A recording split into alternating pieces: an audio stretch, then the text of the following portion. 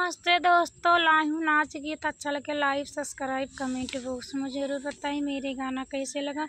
मेरे वीडियो फुल देखिए, आगे बढ़ाए।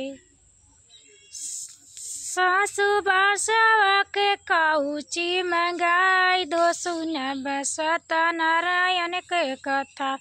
सासु बासवा के काउची मंगाई दो सुन बसता नारायण के कथा।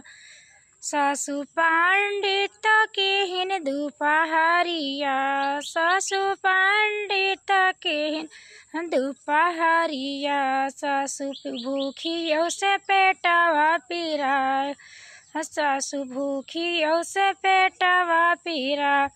सासु जेवन बनावे गायन हुआ जेवन पे नगवा में डराई हो। सासु जेवन बनावे गायन हूँ जेवन पे नगवा में डराय। सासु बास के काउची मंगाई दो सुना बसत नारायण के कथा। सासु बासवा के काउची मंगाई दो सुना बसत नारायण के कथा।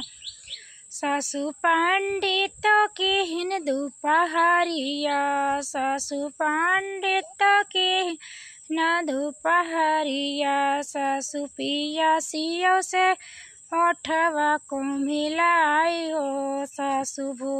सासु पियासियों से ओठवा को मिलाई हो। सासु गेड़ुआ भरन गयो हूँ गेड़ुआ पे नगवा में डराय। सासु गेड़ुआ भरन गयो हूँ गेड़ुआ पे नगवा में डराय। सासु बास के काउची मंगाई दो सुना बसत नारायण के कथा। सासु बास के काउची मंगाई दो सुना बसत नारायण के कथा।